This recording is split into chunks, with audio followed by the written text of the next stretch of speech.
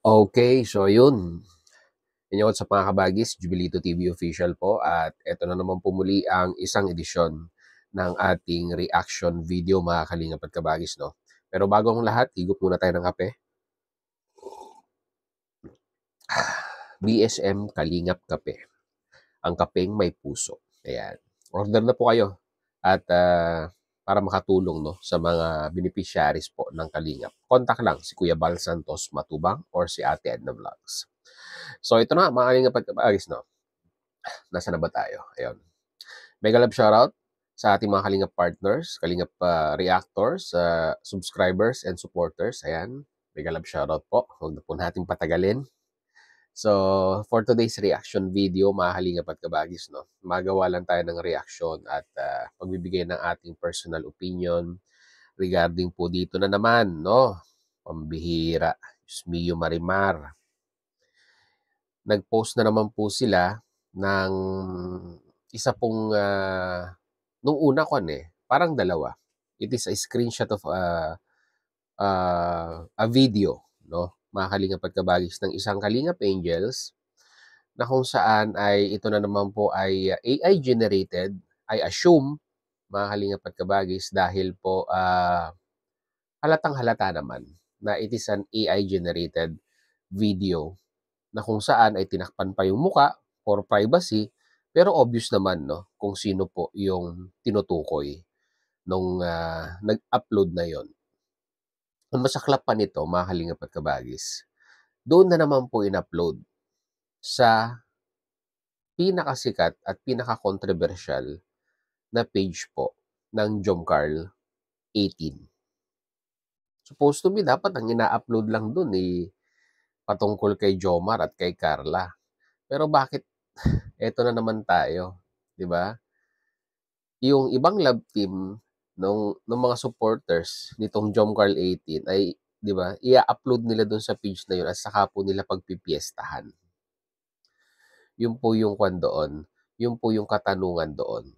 At saka saan po siya nang hiram ng lakas ng loob na i-edit, no? Sabihin man natin it is just for sabihin na natin kasiyahan or nating is negative intention para dito sa paggawa na ito. Pero sablay.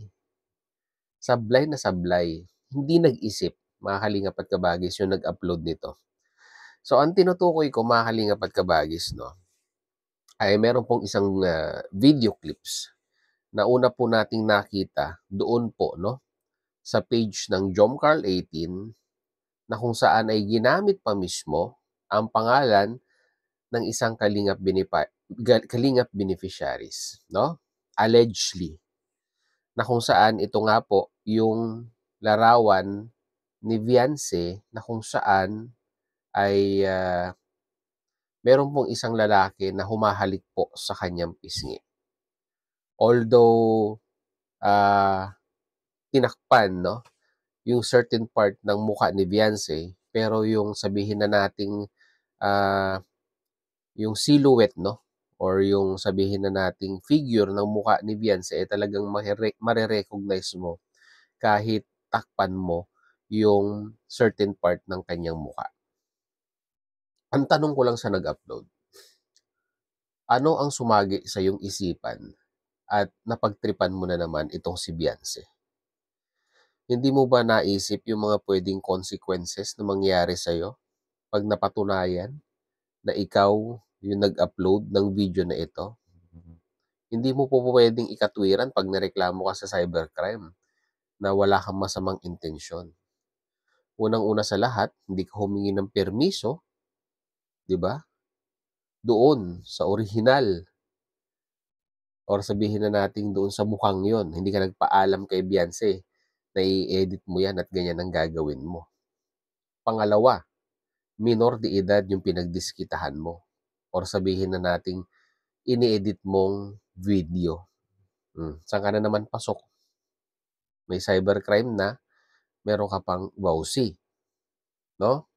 Yun po yung ating pagkakaalam, mga Kalingap at kabagis. Hindi naman tayo nagmamagaling or sabihin na nating malawak yung kaalaman sa batas. Pero base po sa ating, 'di ba, interpretasyon, yun po yung nakikita po nating pwedeng kasadlakan nitong nag-upload na ito. Na kung saan na hindi ko alam ang intensyon, anong balak mo? Pagsabungin yung grupo ng Jomcarl at ng EDSI?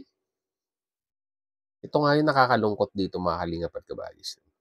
Walang hidwaan na nangyayari doon sa mismong beneficiaries between Carla, between Beyonce. Ang ganda nga ng kanilang banding. Pero bakit ganon? Ang nagsasagupaan yung mga, 'di ba? Allegedly na mga supporters kuno, no? Mga panatiko kuno ng mga love team na 'yan, 'di ba? Kasi kung talagang kung talagang supporters ka, hindi ka makakapag-isip ng mga ganyang bagay, no? Mga kalihap kabagis, no?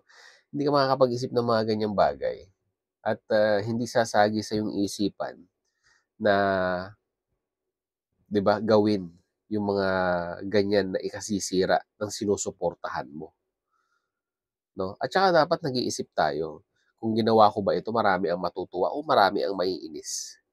At ano yung mga pwedeng mangyari sa akin pag ginawa ko 'tong mga bagay-bagay na ito? Which is, alam niya siguro na mababash siya. Pero, 'di ba, dedma lang siya. Kasi siguro, itong individual na ito ay assume or sabihin na nating itong individual na ito, mga kalingap at kabagis, no, sa tingin ko, sa tingin ko, hindi ay assume. Sa tingin ko, ito ay ito ay isang individual na sabihin na nating sumusuporta sa EDSI. Pero, 'di ba, bakit doon niya, napapaisip talaga ako bakit doon niya in-upload sa page ng Jomcarl? Para pagpiestahan at i-bash, 'di ba? Kasi kung talagang ito, i-reiterate ko na lang yung sinabi ko kanina. Hindi siya supporters ng EDSI. Bakit? Ayan. Kasi kung supporters ka ng EDSI, unang-una sa lahat, hindi mo gagawin 'yon kung nasa normal kang pag-iisip. Kasi alam mo yung magiging consequences. Pangalawa, bakit mo doon in-upload sa page ng Jomcarl 18 na kung saan ay talagang maraming pinagpipestahang issue at usapin doon? O, di ba? So, doon natin mapapatunayan na itong individual na ito ay against kay Viancy. At sa tingin ko, I assume, again, mga kalingap at kabagis, na itong individual na ito ay member, no, dyan sa Jomcarl 18 na page na yan, no? Na kung saan ay talagang hindi na po matapos-tapos yung mga isyong lumalabas araw-araw, no? I think, no, sa mga supporters po ng Kalingap, pwede namang i-mass report po yan para ma-take down na po yung page. Kasi parang ang nangyayari, deadma lang yung mga admin, yung mga may control ng page na yan. Deadma lang sila. Wala silang pakialam. Kaya kung concern po tayo, mga Kalingap at kabagis, no, ay ikon na lang po natin. I-report na lang po natin para once and for all ay na yan, mawala na po yung page na yan, mga Kalingap at kabagis, na lagi pong nagkakalat ng mga negative information regarding sa mga Kalingap partners po natin at Kalingap Angels. So yun lang po ating reaction video for today, mga Kalingap at kabagis, no? Kaya kagaya ng dati, mag-comment na lang po kayo sa ating comment section at ano ang inyong opinion, reaction dito po sa usapin na ito. At subscribe nyo na po, Jubilito TV Official, pag hindi pa po kayo nakasubscribe.